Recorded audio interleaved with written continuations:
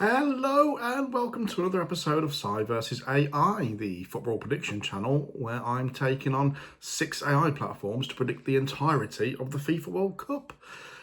All 104 matches have been predicted on this channel. So far we've got through 88 of them, and if you've been following the channel in this epic battle of man versus machine, human instinct versus machine logic, you'll see that I'm not actually doing quite well on the last leaderboard update at the end of game week 3.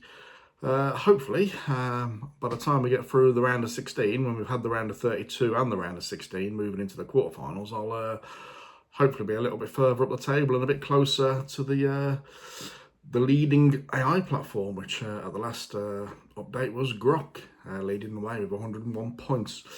Talking of points, let's have a recap of the scoring system. So, if you predict the exact score, so for example, if you were predicting France to beat Sweden 3-0, you'd get 5 points. If you predicted France to win that game 4-1, you would get 3 points because you predicted the match outcome correctly and the goal difference, which was a goal difference of 3 in favour of the French, so you get 3 points for that. If you were to predict it 2-0 to the French, then you would get 1 point for predicting the correct match outcome, and if you went a bit wild and said, oh, I think Sweden might get a draw there, then you'd get 0 points. Nothing for getting everything wrong. So that's a recap on the scoring system. This video, we're going to be previewing the first 4 matches from the round of 16. And the reason it's only 4 in this video, there will be a second part with the next 4, is because there's only 4 confirmed matches while at the time of shooting this video. Just waiting for the round of 32 to finish, and then all 8 games will be confirmed. But as I'm very busy towards the end of the week when these games will be finishing, I won't have time to shoot a video at the end of the week, so I'm going to shoot this video now with the first 4 and then squeeze in another video, part 2, which will have the next 4 from the round of 16. So without further ado, let's kick off with the first game that will be played in the round of 16, which is one of the co-hosts, Canada, taking on Morocco, also known as the Atlas Lions. And they get that name due to the barbarian lion that used to roam around in the Atlas Mountains in Morocco. Hey, it's not just football predictions on this channel, but I'm no David Attenborough, but I do like a bit of naturist programs. Right, so anyway, moving back onto the prediction front, here we go. Using Grok's insight, they are predicting a 2-1 win for Morocco. They're giving that a 65% confidence rating. And a bit of reasoning from the Grokmeister states Morocco enters as strong favourites with historic unbeaten streak in qualifying, recent penalty win over the Netherlands, and superior squad depth stroke experience in knockouts. Canada's first round of 16 is a big achievement, but they face a step up in quality after a late win versus South Africa. Recent form favours Morocco. Yeah. Key factorial player, they've gone for Ashraf Hakimi, Paris Saint-Germain's flying left back. Attacking threat, or fullback as he is. I can't remember if he plays left or right. Yeah, so they're stating that he's attacking threat from fullback as one of the key factors in the game. Yeah, with this one, it could go either way. This one, you've got home advantage sort of for Canada. I think it's one of the strongest Canadian squads probably in the recent, well, probably in the history really, as a footballing nation. If Alphonso Davies can make an appearance, gives them an attacking threat from the back. They've looked quite decent. There wasn't really, I think there wasn't really at the best against South Africa the other night, but they managed to get over the line in the end. I've been impressed with Morocco in their performances. People might have thought that game against the Netherlands could have been a banana skin for the Netherlands, but I was quite confident Morocco would get through in that one. Okay, it took extra time and pens, but they got there in the end, and I was confident Morocco could put on a good show in that one, and I think they will in this one as well. I'm going to edge it 2-1 is my prediction as well. I'm gone with Grok. Or Grok wrote me because I put my predictions down first before getting influenced by AI. I went 2-1. Grok's gone 2-1, as has Copilot and Meta. Gemini's also gone 2-1 in favour of Morocco. So we've got 5 of the 7 competitors going 2-1 Morocco. Claude has gone 0-0 and then 1-0 after extra time in favour of Morocco. So expect it going all the way. And ChatGPT has gone one step further. They're going for a 1-1 draw. It's going to stay 1-1 and Morocco to win on penalties. Interesting. Right. So, moving on. We have got Paraguay versus France. So Paraguay pulled off one of the shocks of the tournament. There's been quite a few shocks in this tournament, such as England beating DR Congo the other night. That was a bit of a shock.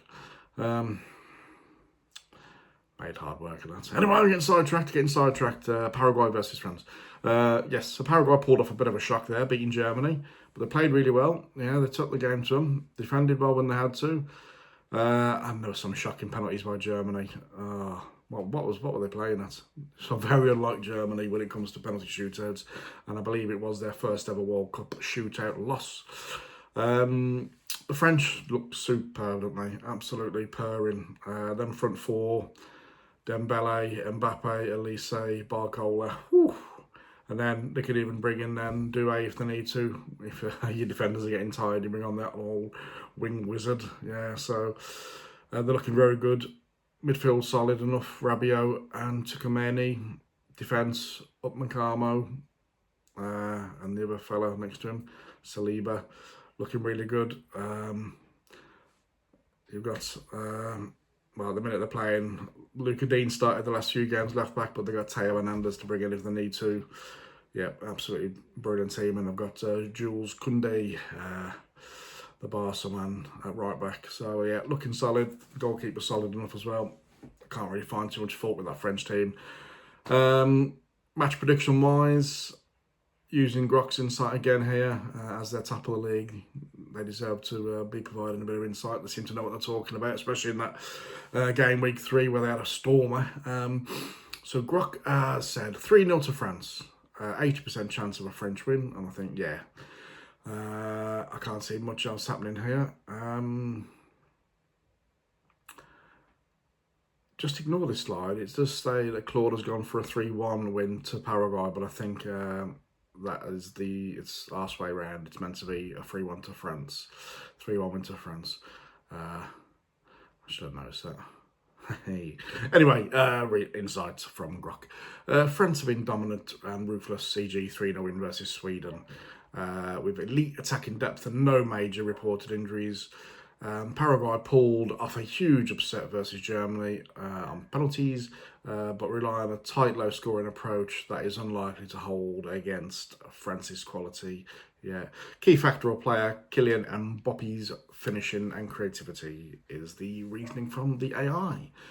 Yeah, all across the board, it's France wins. Me, Grok, Copilot and Meta have gone 3-0. Claude's gone 3-1 in favour of the French. Ignore what it says on the slide. ChatGPT and Gemini's gone 2-0 in favour of the French. Right. Moving on. Scotland's nemesis, Brazil, versus Norway. Brazil, playing more like European teams than ever before now. Long gone of the days of Socrates and Zico, when you used to just switch on the World Cup, watch Brazil and think, where are these mythical players? Where are they on the planet? But now, in the age of football on TV, 24 hours a day, nearly, extensive scouting systems from all the European clubs, social media, yeah, you know a lot more about the Brazilian players now, and considering most of them will play in Europe for all the top clubs mainly. You get to see them more often than you used to back in the late 70s, 80s, and so on. Showing me age with here now. Right. So, Brazil and Norway. Grok again, and they've gone 2-1 in favour of Brazil.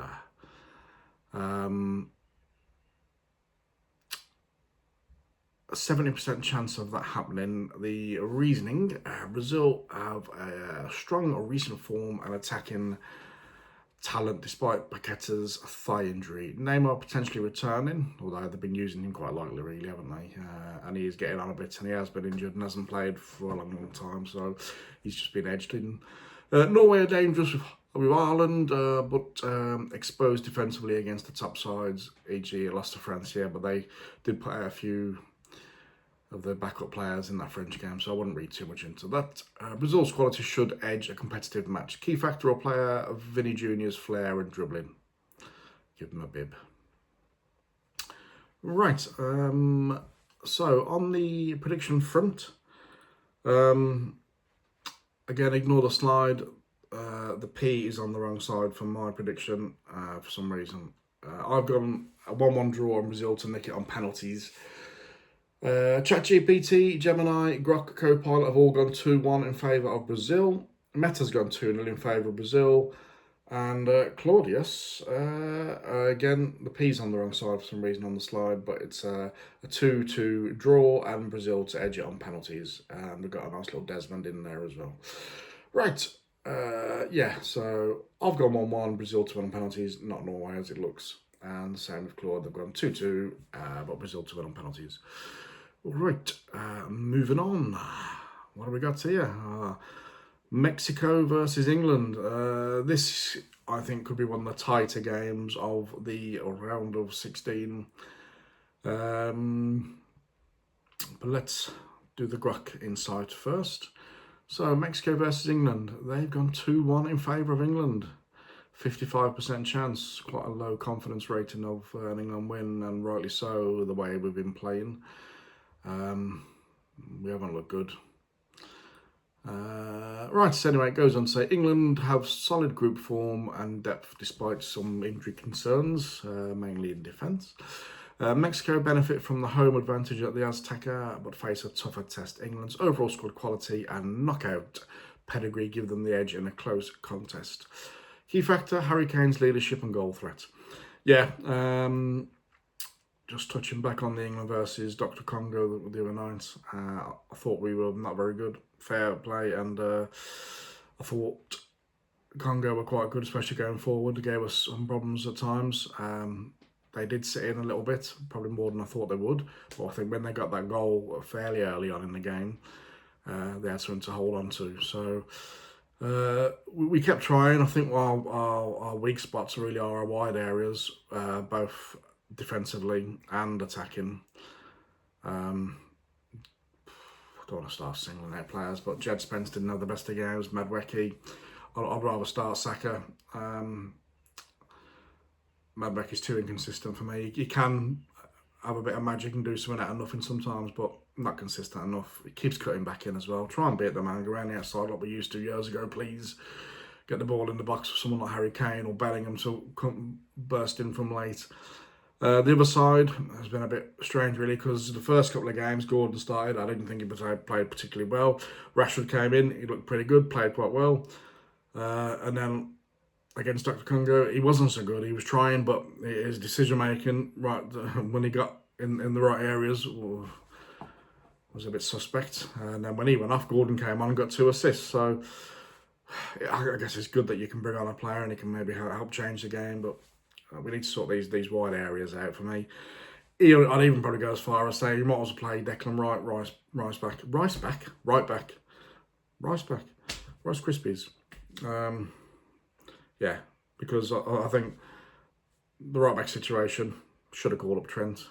I know people go, oh, you can't defend. Yeah, I know, but he can pass the ball properly. At least he can pass the ball. He's quick in recovery. He's just a far better footballer than Jed Spence or the other one that keeps getting injured from Chelsea. So it was always going to be an injury problem. He's always out. So there we go. Rant over. Yeah, so if it was me, I'd probably bring in another midfielder. I know he hasn't played a game yet, but maybe consider Kobe Mainu in there. Declan Wright. Bloody hell. Declan Rice up right back. Declan Wright up Rice back. Right. So, that's what I would do. Prediction-wise, I think this could be the end of the road for England. All right, stop hating me. I just think we haven't played very well. Mexico at home at the Azteca. One of my favourite stadiums in world football. I love it. I just think it's absolutely brilliant. All the memories of Mexico '86. Every time I sit and watch a game there. Not actually there. Never been to the stadium. It's miles away. Yeah, I just think we haven't looked good. I think Mexico have looked good, especially obviously Ireland are playing at home, and you could argue they haven't played anyone particularly brilliant at this moment in time, and you would be right, but they have done what they've needed to do in the games and have done it well, whereas we haven't. So I've gone 2-1 in favour of Mexico. All the rest of the platforms, ChatGPT, Gemini, Grok, Copilot, have gone 2-1 in favour of England. Meta have gone for a tight game. I believe it to be 1-1, and then England to nick it in extra time, 2-1. Claude has gone, and I have checked this over and over again, Claude has gone a 1-1 draw and a Mexico to win in extra time. And it's not a typo or nothing. Claude believed this is going to be one of the shocks of the round. I'm not sure if it would be such a shock if we don't win this one, the way we've been performing. Yes, we're England and we got the big name, but yeah, we haven't really done particularly that well, in my opinion. But again, Mexico are going to probably come out and attack us a little bit more than some of the teams that we play against, so it could be in our favour, having teams come at us. That's generally when I think we're at our best for our counter-attacking threats.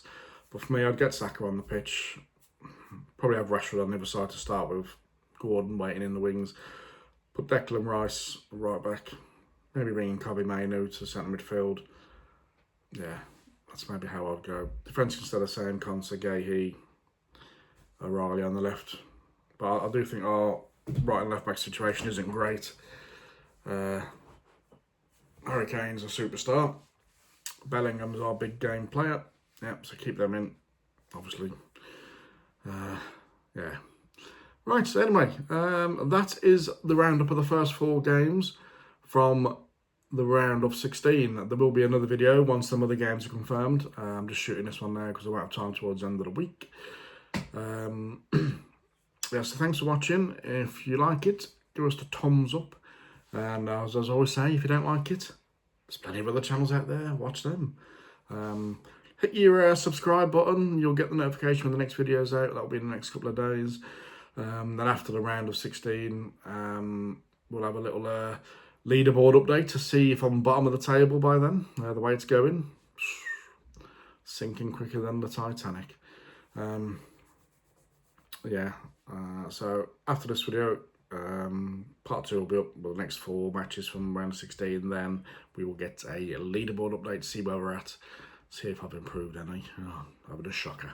Right, thank you very much. Enjoy the rest of the World Cup. Enjoy the weather and take care.